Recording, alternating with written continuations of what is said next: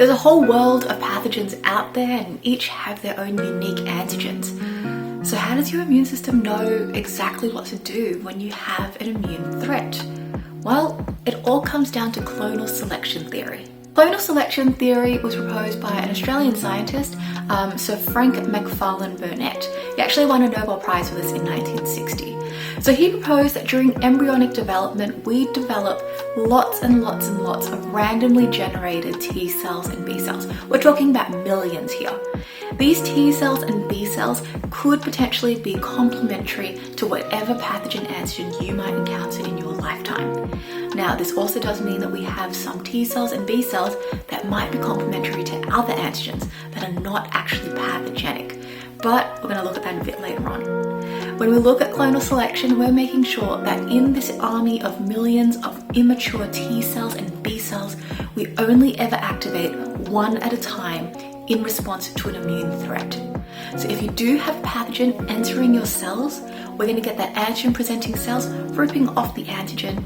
It goes off to your lymph node, finds the correct T cell that is complementary to it, and it's like a key in a lock. We activate that T cell, which then goes and activates a really specific B cell. To keep our T cells from randomly getting activated and attacking our own self-antigens, which remember they could potentially do, we need to go through this process called tolerance. And this is part of the maturation of a T cell. It is inevitable with this whole random generation of T cell receptors that we do have some that will react against self-antigens. If we look at a T cell, they all originate in your bone marrow, but they need to mature in your thymus. And this maturation process is when we actually get rid of any self-reacting T cells. In order for us to not have T cells that randomly react against our self-antigens, we do need to go through a process of tolerance.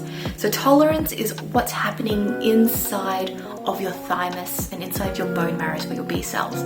We're basically testing each and every T cell, and we're making sure that out of those randomly generated copies of those T cell receptors, we're not getting any that are going to bind to any self-antigens. In your thymus, we have MHCs that are carrying random self-antigens, and they're going around coming in contact with each and every T cell receptor, and any T cell receptors that bind too closely to this epitope will be killed. We will trigger apoptosis. When we do get rid of any self-reacting T cells, this is known as negative selection. So any T cells that will react against a self-antigen is gotten rid of before we send it out into the immune system and before it can potentially react against our self-antigens. B cells are going to go through a similar process of building cell tolerance. This happens in the bone marrow, where we're testing different B cell receptors and making sure that they don't bind too closely to self-antigens. Unlike with T cells, however, B cells actually have a bit of a second chance. So if the B cell receptor is closely binding to a self-antigen, they can actually take that receptor in and undergo this process called receptor editing. So they take their genes, they cut them up, have a second go, shuttle that out to the cell surface, and if that second go is not going to work, then we trigger apoptosis of your B cells. When we look at the process of negative selection, it's most important that we get rid of self-reacting T cells. Without those T cells, we're going to have a hard time activating those B cells. During the process of negative selection, some cells, they do get through. So we might have some self-reacting B cells out there.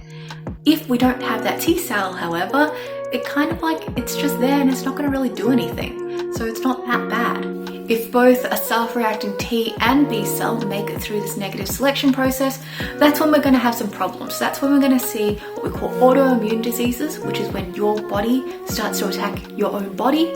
And we also have allergies, which are the focus of this video today. If negative selection is unsuccessful and we have a self-reacting T cell and B cell out there in your lymph nodes, then we can accidentally activate these by coming in contact with that particular self-antigen. If this happens and we launch an attack against our own body cells, this is known as an autoimmune disease. Your own immune cells attack your self-antigen cells and they're going to kill them. We're going to have a lot of problems because of this. A really common autoimmune disease that we look at is multiple sclerosis, or MS. Now, the exact cause of this is kind of unknown. We're not really sure why these self-reacting cells are going to be out there in your lymph node. In multiple sclerosis, we've produced antibodies. So we've gone through the normal 3 lines of defense, and we've produced antibodies that are going into your nervous system and binding to the myelin. When they bind to the myelin, these antibodies are a signal for nearby phagocytes like a macrophage to basically eat up this myelin.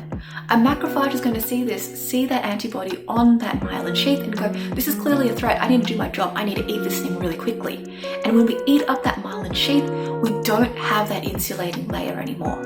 Our nervous signals are not going to be passing on as they should be through a neuron. So when we look at someone with multiple sclerosis, they're going to have uncontrolled muscle spasms, eventually paralysis as well, because they can't control their neurons and how their neurons are communicating. Treatments for MS are going to slow the progression of the disease, but it's not going to reverse the disease at all.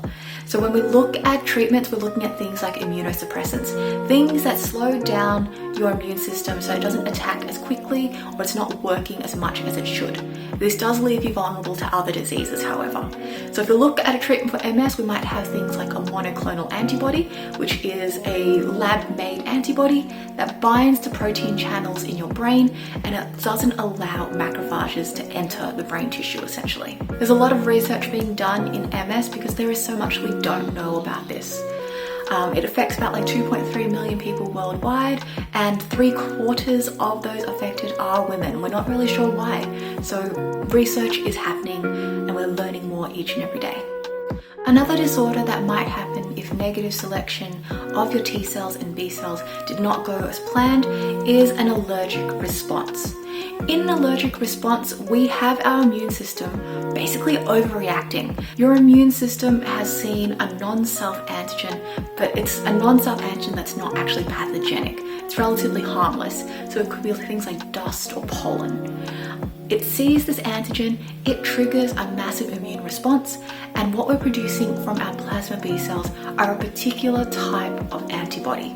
We're looking at immunoglobulin E, IgE. IgEs are not the only thing that are responsible for an allergic response. It's a combination of the IgE and the mast cells that we have in our second line of defense. Sensitization is exposing yourself to this allergen. So let's have a look at hay fever. Hay fever is an allergic response against pollen, which is basically plant sperm that's in the air. So when plants want to sexually reproduce, they release out a bunch of sperm into the air, it floats around, it hopes to get to another female plant cell and do its thing. So if you breathe this in, we're exposing yourself to a foreign antigen. If we look at pollen, there are lots of different types of pollen antigens because of course there are lots of different types of plants. You might have an allergic response against one plant but not against another one. So if you do have hay fever, what we need to do is to sensitize all of the cells that we have in our system, but in particular the mast cells. So to do that, we need to go through the whole immune response. Antigen presenting cells are going to take the antigen, go find the T cell, activate the T cells activate B cells clone and differentiate, and the plasma B cells are going to release out a bunch of IgE. IgE is going to go to your mast cell and basically embed itself into the surface of the mast cell. When it embeds itself into the surface of the mast cells, it just waits. The next time you encounter that antigen, so the next time you breathe in that pollen, that antigen is going to bind to the immunoglobulin on the surface of your mast cell, and it causes your mast cell to really react way more than usual. So it's going to degranulate and it's going to release out way more histamine than you usually see. When histamine gets released out, we have inflammation, and these are the symptoms that we get with an allergic response. In the case of an anaphylactic reaction, this is a really sudden response because we have real quick activation of these mast cells and we have such a massive amount of inflammation. If your airways are closing as a result of an anaphylactic reaction, you do need to have a shot of adrenaline.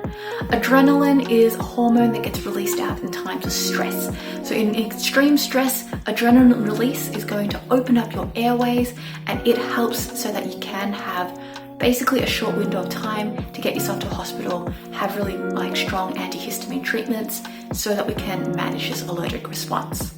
Adrenaline's only going to last 20 minutes as well, so if someone does have an anaphylactic reaction, you give them an EpiPen, it will generally last for 20 minutes. So you've got some time to get started on saving their lives, but you've got to work quick. For those who have allergies, but the reaction is not as strong as anaphylaxis, the treatment for this might be an antihistamine.